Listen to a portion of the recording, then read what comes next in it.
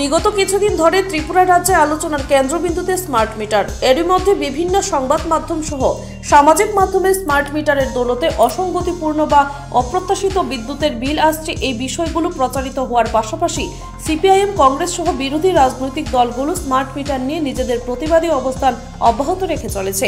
এই অবস্থায় দাঁড়িয়ে আজ প্রদেশ বিজেপির কার্যালয়ে প্রদেশ সভাপতি রাজীব ভট্টাচার্যের উপস্থিতিতে এক সাংবাদিক সম্মেলন আয়োজন করা হয়।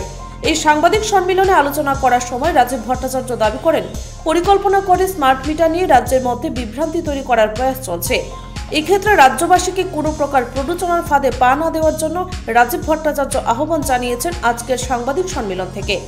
এদিকে রাজীব ভট্টাচার্যের স্পষ্ট বক্তব্য হচ্ছে, স্মার্ট মিটার বিদ্যুৎ ভোক্তাদের বিদ্যুতের ব্যবহার সম্পর্কে যেমন সচেতন করবে, ঠিক একই রকম ভাবে সাশ্রয়ী মনোভাব গড়ে তুলবে।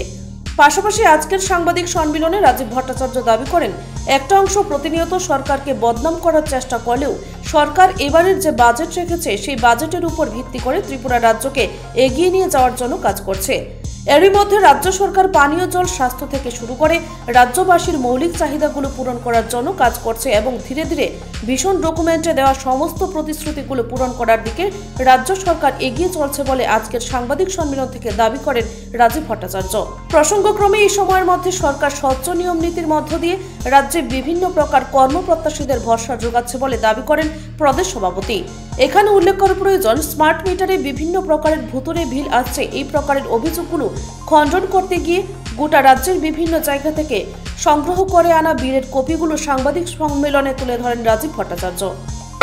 আপামর জনসাধারণের কাছে আবেদন রাখবো যে আমরা যাতে এই স্মার্ট মিটার ব্যবহার করি এবং মানুষকে যাতে সে ব্যাপারে সজাগ, এবং মাননীয় মন্ত্রী ক্লিয়ারিটির সঙ্গে বলে দিয়েছেন, পরিষ্কারভাবে বলে দিয়েছেন, তার জন্য একটা হেল্পলাইন চালু করা হয়েছে। যদি কোনো গ্রাহকের যদি কোনো অসুবিধা হয়, যে পুরনো মিটার স্মার্ট মিটার লাগিয়ে সেখানে পরীক্ষা করা হবে, এবং তার যদি কোনো রকম গাফিলতি হয় তার জন্য আমাদের মাননীয় মন্ত্রী সেখানে খুব সুন্দরভাবে ব্যাখ্যা দিয়েছেন।